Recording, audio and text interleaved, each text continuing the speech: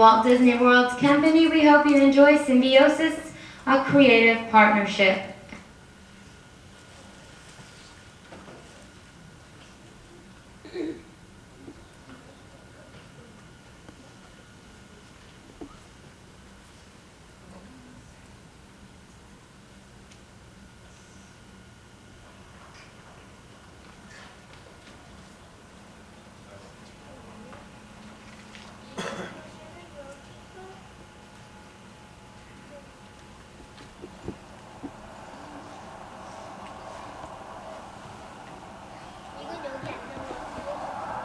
Nothing in the universe exists alone.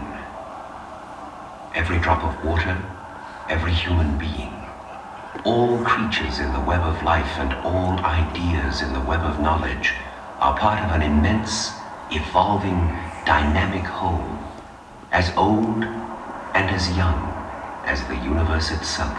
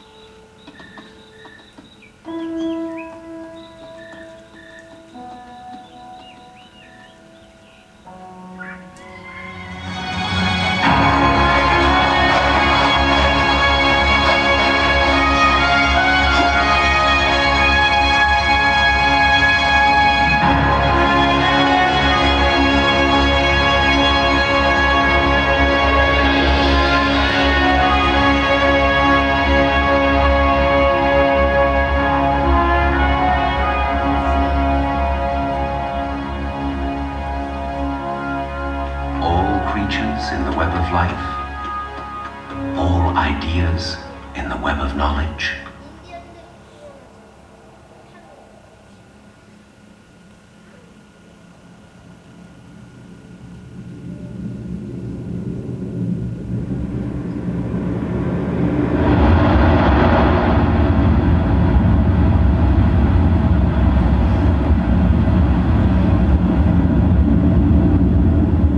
Suddenly, this timeless equation, this delicate balance seems threatened.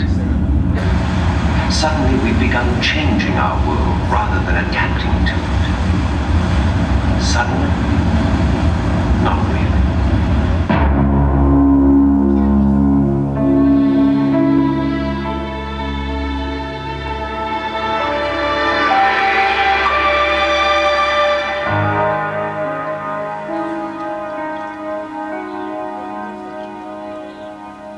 History has surrounded us with monuments to our enthusiasm for changing the environment. An enthusiasm prompted by the most basic of all motivations: survival.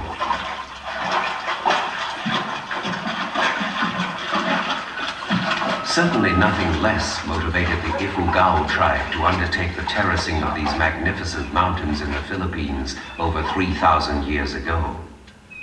It was a simple, direct answer to the food problem of their time. But what of the food problem of our time?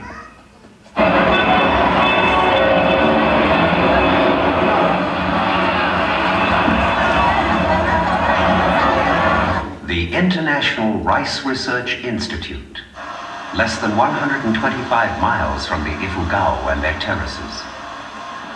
Here, research into the very chemistry of growing things, coupled with the permanent cold storage of every type of rice seed known to exist, gives scientists the opportunity to create new, more productive, easier to grow strains of rice.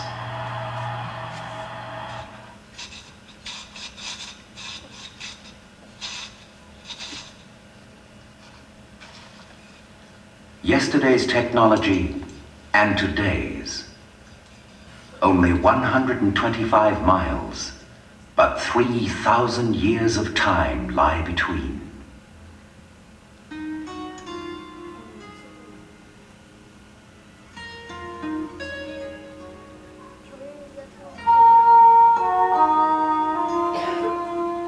North Africa and the Middle East. Not land, but water has always been the missing element. For thousands of years, the people here have used all their ingenuity to make the best use of what little could be found. And nothing has changed, except the approach. In one such new approach, plastic irrigation tubing is laid on apparently useless land in Israel. And computers reading information provided by sensors in the fields control the flow, delivering the water to where it is most needed, drop by precious drop. And the desert blooms. Yes, the desert blooms. But if the problem here has always been too little water, elsewhere it's another story. Not too little, but too much.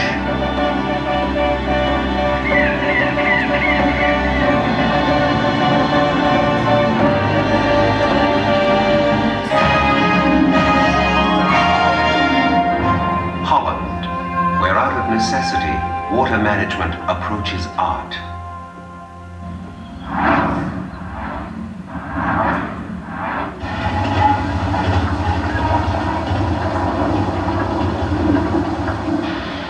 Today, Holland's windmills were actually built as part of what is now an incredibly elaborate 900-year-old water removal system. A system without which more than half this country would be underwater. A system still being built.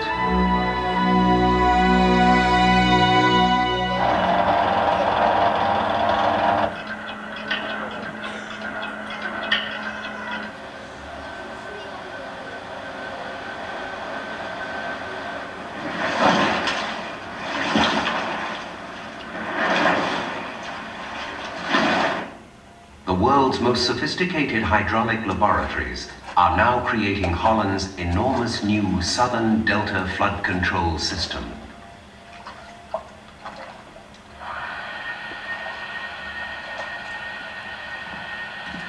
Planning everything down to the minutest detail on models that belie the project's immense scale.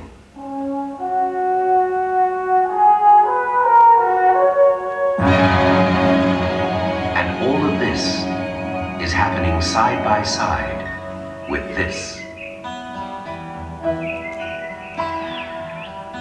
Yes, nothing has changed while everything has. We have always intervened in nature, but sadly, these interventions have not always been so benign. With an unbridled enthusiasm for technology, we misused our farmlands, watching helplessly as our precious topsoil blew away in the Dust Bowl or washed away in the rain.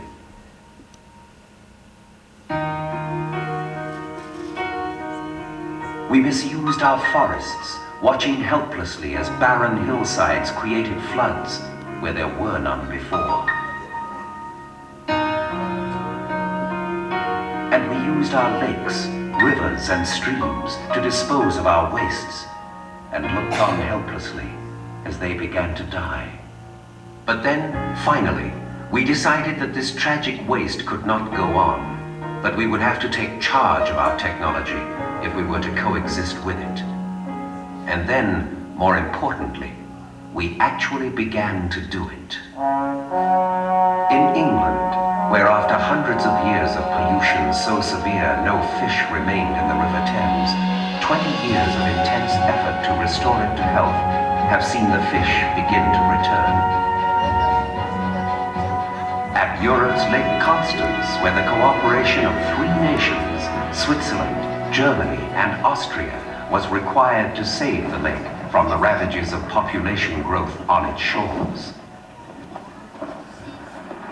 And in Oregon, where the Willamette River, also under the pressures of population growth and industrial expansion, was dying.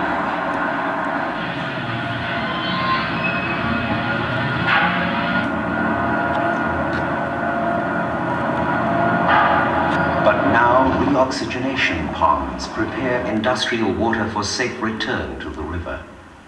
And because of new concepts like these and the laws that require their use, the Willamette runs clean again.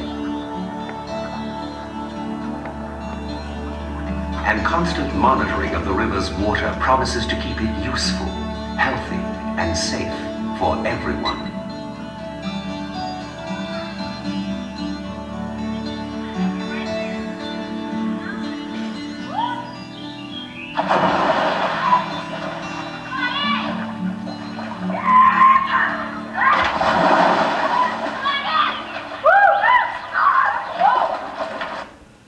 But what of our forests?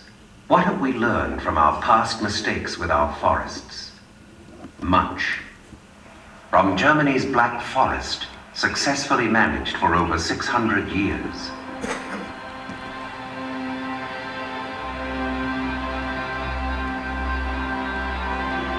From the well-managed forests of Sweden.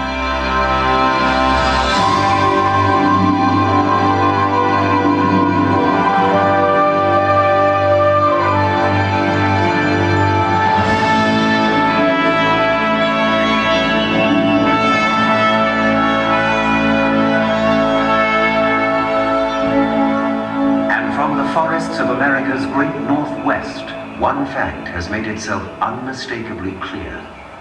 No forest is big enough to withstand unassisted the onslaught of technological man.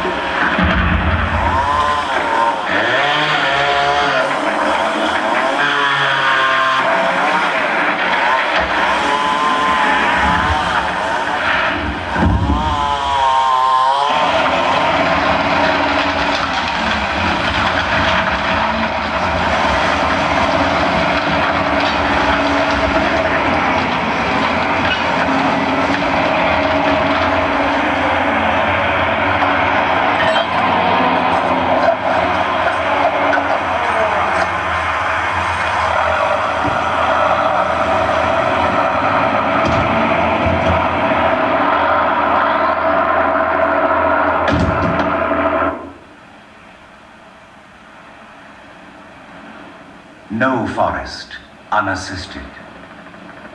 And so we assist, using nature's own eternal tool,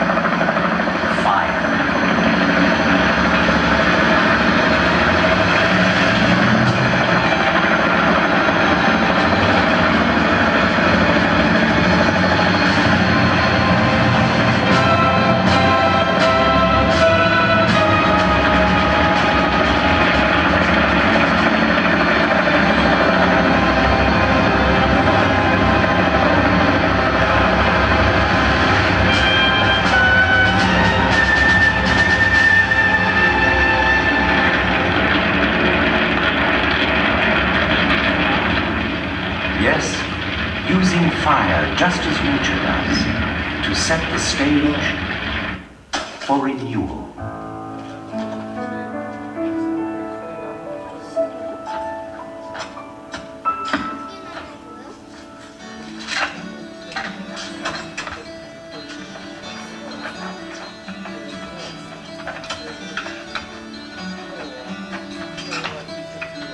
Planting tomorrow's forests, and then waiting 10 years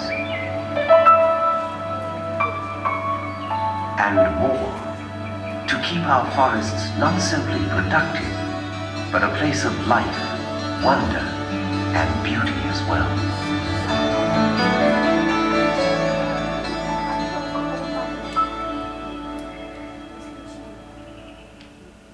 And whatever happened to the Dust Bowl? This. To what do we owe this remarkable recovery? In large part, ironically enough, to technology. To the technology of irrigation, using our water resources with greater care and effectiveness. To the technology of no-till farming, planting crops without plowing in order to protect the topsoil. And to the technology of planting nothing at all, fallow field farming, giving the soil precious time to regenerate its own fertility before being used again. Yes, we have come a long way, but we still have a long way to go. For although chemicals and pesticides are vital tools in fighting world hunger, will we employ adequate foresight to ensure that some do not again turn up in the food chain or environment? How much longer will more than 1/4 of the world's food supply rot on the ground or be ruined by pests, simply because of a lack of proper storage or delivery systems? How much more of the world's precious arable land will be made useless by poor planning or uncontrolled development? And how much more of the world's rain will fall bearing pollutants that poison our lakes, rivers, and streams? For many of these problems, solutions already exist. For others, they can be found. It is within our power to address these issues. It is within our power to use or to abuse, to ruin or restore, to marshal or to waste. What is needed is the will. For every drop of water, every human being, all creatures in the web of life, nothing in the universe exists alone.